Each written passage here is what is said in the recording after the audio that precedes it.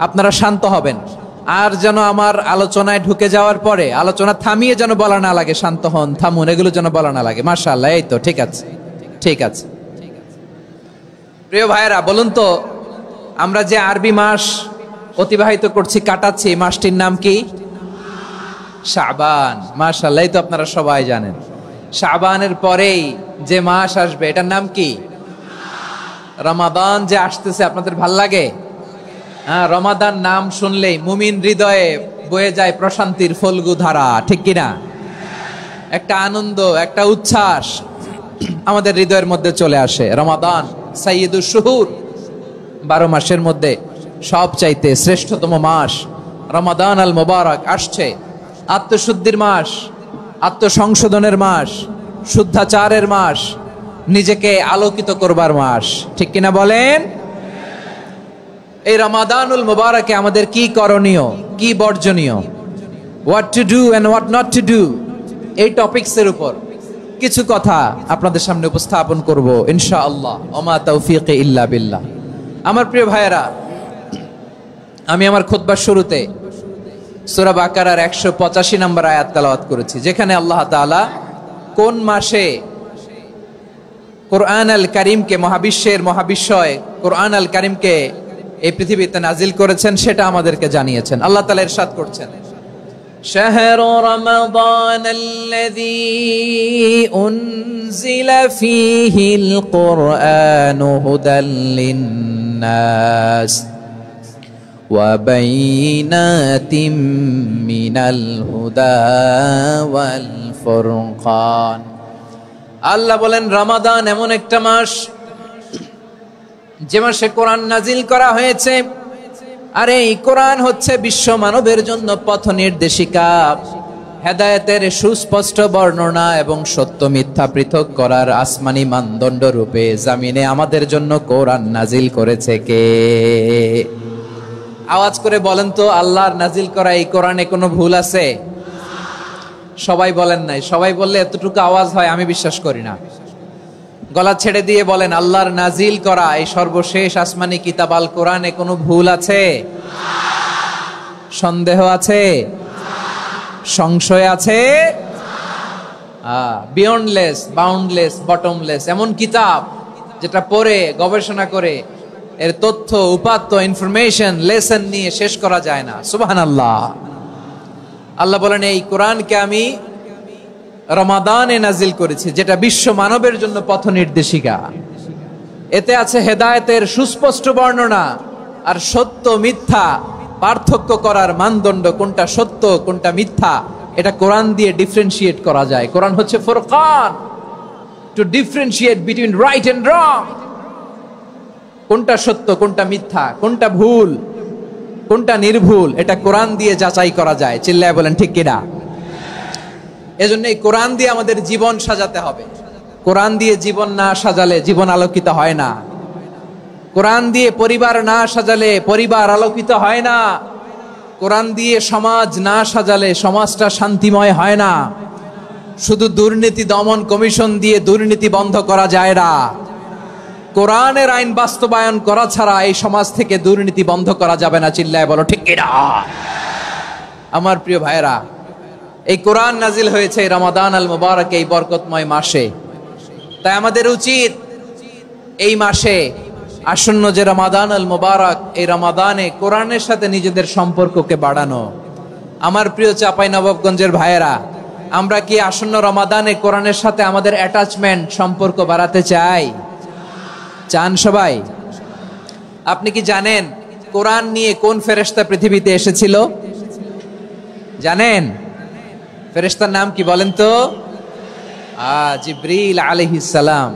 একটু খেয়াল করে শুনেন, কান দুটো খরগোশের কানের মতো খাড়া করে আমার দিকে তাকান। সাইয়েদনা জিবরিল কোরআন নিয়ে এসেছেন, ফলে উনি হয়েছেন শ্রেষ্ঠ ফেরেশতা। বিশ্ব নবীর উপর কোরআন নাজিল হয়েছে, তাই তিনি হয়েছেন শ্রেষ্ঠ নবী। রমাদানে কোরআন নাজিল হয়েছে, তাই রমাদান হয়েছে শ্রেষ্ঠ মাস। কদরের রাতে কোরআন নাজিল হয়েছে, তাই কদর হয়েছে শ্রেষ্ঠ রাত। আমরাও যদি কোরআনের সাথে সম্পর্ক বাড়াই, আমাদের মর্যাদাও এরকম, আমাদেরকেও শ্রেষ্ঠ মানুষ বানায় দিবে কে? এজন্য কোরআনের সাথে সম্পর্ক বাড়াইতে রাজি আছেন তো? যারাই কোরআনের সাথে সম্পর্ক বাড়ায় এদের মর্যাদা বাড়ায় দেয় কে? দেখবেন আমাদের হাফেজে কোরআন, তারা ইন্টারন্যাশনাল কোরআন কম্পিটিশনে যে গোটা বিশ্বকে পেছনে ফেলে প্রথম পুরস্কার নিয়ে আসে। এত ছোট ছোট বাচ্চা, ও সমাজ বোঝে না, রাজনীতি বোঝে না, টাকা পয়সা বোঝে না, কিচ্ছু বোঝে না, কিন্তু গোটা বিশ্বে ওকে সম্মানের চেয়ারে আসীন করেছে কে? এই কোরআনের সাথে লাগলে আল্লাহ তাআলা সম্মান বাড়িয়ে দেয়। আমার প্রিয় ভাইয়েরা, আসুন আমরা শুরুতেই, আলোচনার শুরুতেই শপথ নেই যে আসন্ন রমাদানে আমরা কোরআনের সাথে নিজেদের সম্পর্ককে মজবুত করব ইনশাআল্লাহ। সবাই বলুন ইনশাআল্লাহ। শাবান মাস আসলে, রজব মাস আসলে সাহাবারা কি করতেন আসুন আমরা দেখি কিভাবে তারা রমাদানকে ওয়েলকাম জানাতেন। রজব শাবান আসলেই ওনারা রমাদান পর্যন্ত পৌঁছার আকুতি, আগ্রহ আর ফরিয়াদ আল্লাহর কাছে জানাতেন আর বলতেন, ইয়া আল্লাহ, রমজান পর্যন্ত আমাদের হায়াত বাড়িয়ে দাও। আল্লাহুম্মা বাল্লিগনা রমাদান, আল্লাহ তুমি রমজান পর্যন্ত আমাদের পৌঁছে দাও। আল্লাহুম্মা বারিক লানা ফি রজব ওয়া শাবান ওয়া বাল্লিগনা রমাদান, আল্লাহ রজব শাবানে বরকত দাও, আল্লাহ রমজান পর্যন্ত তুমি আমাদেরকে পৌঁছে দাও। আওয়াজ করে পড়েন আমিন। আমার প্রিয় চাঁপাইনবাবগঞ্জের ভাইরা, গত বছর অনেকের সাথে আমরা একসাথে রমাদান কাটিয়েছি, তাদের অনেকে দুনিয়াতে এখন বেঁচে নাই, এরকম আছে না নাই? এই যে আরো 7 দিন বাকি রমাদান আসতে, এই 7 দিন পর্যন্ত আমরা রমাদান পাবো, কোনো গ্যারান্টি আছে? আচ্ছা, এই বছর যদি খুশনসিব হয় আমাদের, আমরা যদি পাই, আগামী বছরও যে রমাদান আমরা পাবো, কোনো গ্যারান্টি আছে? তাহলে আসুন আমরা ভেবে নেই, হতে পারে this Ramadan could be the last and final Ramadan in our life. হতে পারে এই রমাদানই হতে পারে আমার জীবনের শেষ রমাদান। ঠিক কিনা বলেন? তাই আসুন আমরা আল্লাহর কাছে দোয়া করি, আল্লাহুম্মা বাল্লিগনা রমাদান, আল্লাহ তুমি রমাদান পর্যন্ত আমাদেরকে পৌঁছে দাও। আওয়াজ করে পড়েন আমিন। ইবনু রাজব আল হাম্বলি লাতাইফুল মাআরিফের মধ্যে লিখেছেন, সাহাবারা ওনারা রমাদান কেন্দ্রিক, আমাদের সালাফ সালফে সালেহিনরা রমাদান কেন্দ্রিক জীবন কাটাতেন। ওনারা রমজান আসার 6 মাস আগে আল্লাহর কাছে দোয়া করতেন, আল্লাহ রমজান পর্যন্ত পৌঁছে দাও। রমজান চলে যাওয়ার পরে বাকি 6 মাস আল্লাহর কাছে দোয়া করতেন, আল্লাহ এই রমাদানে যে ইবাদত করেছি, ইবাদত গুলো তুমি কবুল করে নাও। সুবহানাল্লাহ। তাহলে পুরো বছর রমাদান কেন্দ্রিক জীবন। রমজান আসার আগে 6 মাস দোয়া করতো, আল্লাহ আমরা যেন রমজান পাই। রমজান চলে যাওয়ার পরে বাকি 6 মাস বলতো, আল্লাহ রমজানে যে ইবাদত করেছি এগুলো তুমি কবুল করে নাও। সুবহানাল্লাহ। আবার এই শাবান মাসে আল্লাহর হাবিব সাল্লাল্লাহু আলাইহি ওয়াসাল্লাম সবচেয়ে বেশি রোজা রাখতেন। কানা ইয়াসুমু শাবানা কুল্লাহ, সবচেয়ে বেশি রোজা রাখতেন শাবান মাসে। ওয়া কানা ইয়াসুমু শাবানা ইল্লা কলিলা, শাবানের অল্প কয়েকদিন ছাড়া পুরো শাবানটাই বিশ্বনবী রোজা রাখতেন। সুবহানাল্লাহ পড়েন। এই শাবানে আপনারা রোজা রাখছেন তো? রাখছেন? আল্লাহ তুমি কবুল করো, আমরা সবাই পড়ি আমিন। মাইকের সাউন্ডটা একটু উইক মনে হচ্ছে, একটু স্ট্রং করতে হবে সামান্য। মাইক অপারেটর যিনি আছেন একটু স্ট্রং করবেন, আমার শাউট করে কথা বলা লাগতেছে, একটু স্ট্রং করবেন মেহেরবানি করে, মাইকের সাউন্ডটা একটু স্ট্রং করবেন। প্রিয় ভাইয়েরা, এই শাবান শেষে আমাদের মধ্যে আগমন করবে রমাদান, এবং এই রমাদানুল মুবারক আল্লাহ তাআলা আমাদের জন্য সিয়াম ফরজ করেছেন। কি ফরজ করেছেন? তিনি সূরাতুল বাকারার 183 নম্বর আয়াতে ইরশাদ করছেন, রাব্বুল আলামিন বলেন, ইয়া আইয়ুহাল্লাযীনা আমানু কুতিবা আলাইকুমুস সিয়ামু কামা কুতিবা আলাল্লাযীনা মিন ক্বাবলিকুম লাআল্লাকুম তাত্তাকুন। আল্লাহ বলেন, ও বিশ্বাসীরা শোনো শোনো, তোমাদের জন্য সিয়ামকে ফরজ করা হয়েছে, ঠিক যেমন ভাবে তোমাদের পূর্ববর্তী উম্মতদের উপরও সিয়ামকে ফরজ করা হয়েছিল, লাআল্লাকুম তাত্তাকুন, যাতে করে তোমরা সবাই মুত্তাকি হতে পারো। সুবহানাল্লাহ বলেন, যাতে করে তোমরা আল্লাহ সচেতন হতে পারো। তাহলে সিয়ামকে, এই সামনে যে রমাদান আসতেছে আমার প্রিয় ভাইয়েরা, এই পুরো রমাদান ব্যাপী সিয়াম সাধন করা, সিয়াম পালন করাকে আমাদের জন্য ফরজ করে দিয়েছে কে? রমাদানের রোজা রাখার নফল নাকি? রমাদানে সিয়াম পালন করা কি নফল? সুন্নাত। তাহলে কি ফরজ? আওয়াজ করে বলেন, রমাদানের রোজা রাখা কি ফরজ? এটা শুধু আমাদের উপরই ফরজ না, আমাদের আগে যত জাতিগোষ্ঠী এই পৃথিবীতে এসছে সবার উপরে সিয়াম পালনকে ফরজ করেছে কে? সবার উপরে আল্লাহ তাআলা সিয়াম পালনকে ফরজ করেছিলেন। তবে ধরনটা ভিন্ন ছিল, এক এক জাতিগোষ্ঠীর জন্য এক এক ধরনের ছিল। আমাদের জন্য সিয়াম ফরজ টানা 1 মাস 30 দিন বা 29 দিন। কোন কোন উম্মতের উপর 30 দিন না, মাত্র 3টা রোজা ফরজ ছিল। কয়টা? আওয়াজ করে বলেন। আপনাদের কি মনোযোগ আছে না গেছে? মনোযোগ আছে? তাকবীর পড়েন তো, লিল্লাহে তাকবীর।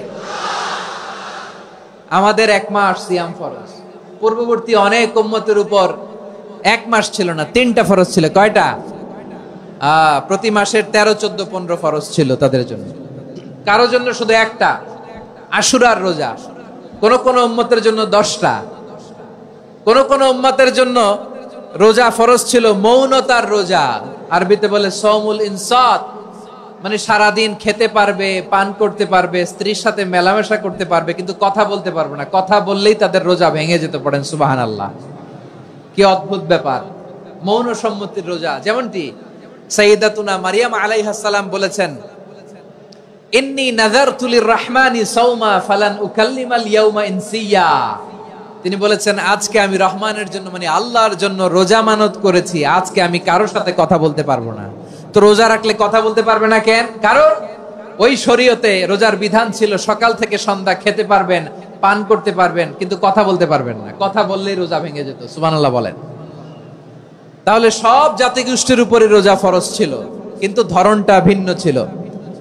মজার ব্যাপার হচ্ছে, আপনি বর্তমানেও বিভিন্ন ধর্মের দিকে তাকান, বৌদ্ধ ধর্ম, হিন্দু ধর্ম, খ্রিস্ট ধর্ম, তাদের মধ্যেও রোজা আছে। ইংরেজরা, খ্রিস্টানরা এটাকে বলে ফাস্টিং। কি বলে? ফাস্টিং। আমাদের হিন্দু ভাইয়েরা বলে উপবাস। তারা কি বলে? উপবাস। আবার এখন আন্দোলনেরও একটা মাধ্যম হয়েছে এটা, না খেয়ে থাকা। এটারে বলে অনশন। এটারে কি বলে? অনশন ধর্মঘট। মানে আমাদের দাবি না মানলে আমরা খাবো না, রোজা রাখলাম। আছে না নাই? তারপরে আধুনিক বিজ্ঞান এটার একটা নাম দিয়েছে না খেয়ে থাকাকে, অটোফিজি। কি বলে? অটোফিজি। জাপানের এক চিকিৎসা বিজ্ঞানী এই অটোফিজির উপর গবেষণা করে সে নোবেল পেয়েছে। সুবহানাল্লাহ পড়বেন না? এজন্য আল্লাহ তাআলা আমাদের জন্য গোটা রমাদানে এই সিয়ামকে ফরজ করে দিয়েছেন। আওয়াজ করে বলেন আল্লাহু আকবার। রাব্বুল আলামিন বলেন, ইয়া আইয়ুহাল্লাযীনা আমানু কুতিবা আলাইকুমুস সিয়াম। সিয়ামকে তোমাদের উপরে ফরজ করা হয়েছে, কামা কুতিবা আলাল্লাযীনা মিন ক্বাবলিকুম, যেমনি তোমাদের পূর্ববর্তীদের উপর রোজা ফরজ করা হয়েছিল, লাআল্লাকুম তাত্তাকুন, যাতে করে তোমরা আল্লাহ সচেতন হতে পারো, যাতে করে তোমরা মুত্তাকি হতে পারো। লাআল্লাকুম তাত্তাকুন, যাতে করে আমরা আল্লাহ সচেতন হতে পারি, আল্লাহ কনসিয়াসনেস আমাদের মধ্যে গ্রো করে। এটা হচ্ছে রোজার prime objective, the prime objective of সিয়াম। অনেকে জিজ্ঞেস করলে অনেকে বলে রোজার মূল উদ্দেশ্য হচ্ছে না খেয়ে থাকা। না। অনেকে বলে গরিবদের কষ্ট অনুধাবন করা রোজার উদ্দেশ্য। না। রোজার উদ্দেশ্য কি, সিয়াম পালনের উদ্দেশ্য কি, এটা আল্লাহ তাআলা স্পষ্ট এই আয়াতের পেছনে বলেছেন যে লাআল্লাকুম তাত্তাকুন, যাতে করে তোমরা আল্লাহ সচেতন হতে পারো, আল্লাহ ভীতি তোমাদের মধ্যে গ্রো করে, গড কনসিয়াসনেস, আল্লাহ কনসিয়াসনেস, আল্লাহ সচেতনতা যেন বাড়ে, দ্য সেন্স অফ অ্যাকাউন্টেবিলিটি।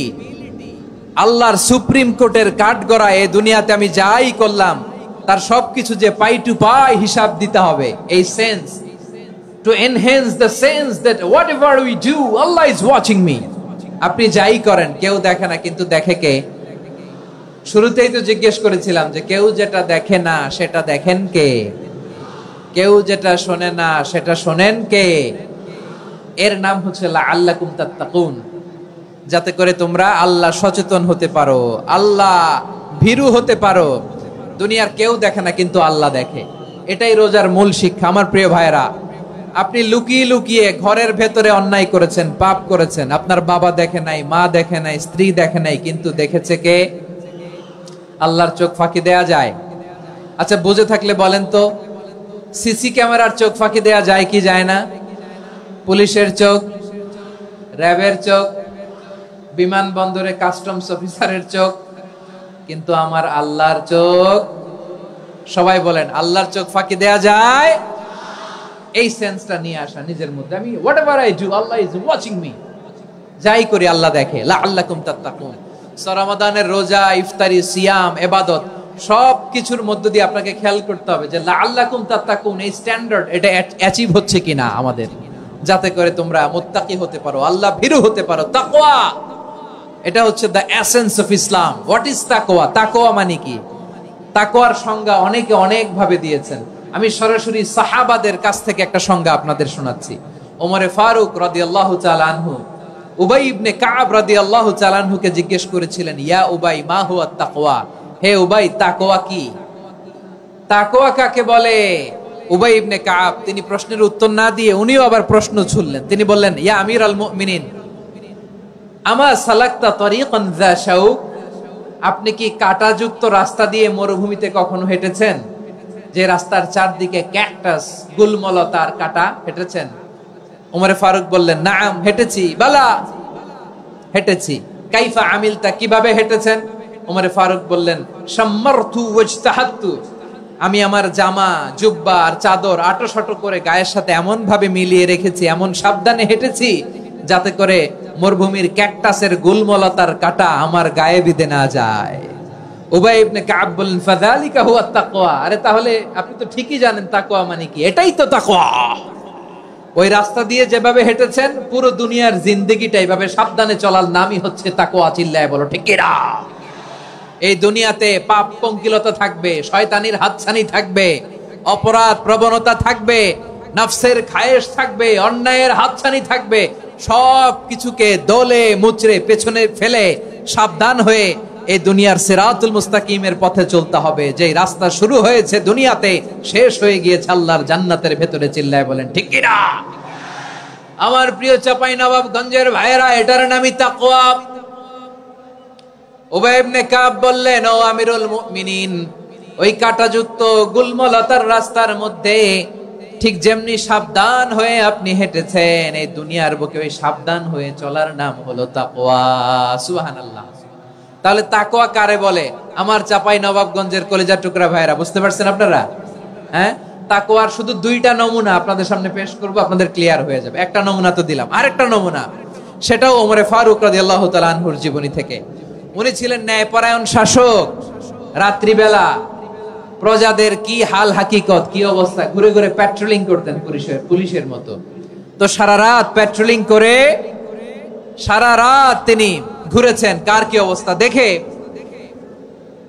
শেষ রাতে তিনি ফিরে আসতেছেন। তিনি থাকতেন, সেই বুখারীতে এসেছে, কানা ইয়াসকুনু ফি আওয়ালিল মদিনা, মদিনার উঁচু এলাকায় থাকতেন। তো ফিরে আসার সময় উনি একটা প্রাচীর বেষ্টিত ঘরের পাশে দুইজন নারীর কথোপকথন শুনতে পেলেন। কয়জন নারী? দেখি আপনাদের মনোযোগ আছে কিনা, বলেন কয়জন নারী? একজন বৃদ্ধা, একজন যুবতী। উনি কান লাগিয়ে শুনতে পাচ্ছেন। বৃদ্ধা মা, ওমরে ফারুক কাউকে দেখতে পাচ্ছেন না, শুনতে পাচ্ছেন। বৃদ্ধা মা তার যুবতী মেয়েকে বলে, এই তাড়াতাড়ি ওটের দুধ দহন করে ওটের দুধের সাথে পানি মিশাও, তাইলে কালকে বাজারে মদিনায় বেশি দামে বিক্রি করা যাবে, লাভ হবে অনেক। বৃদ্ধা মহিলা এটা বললেন।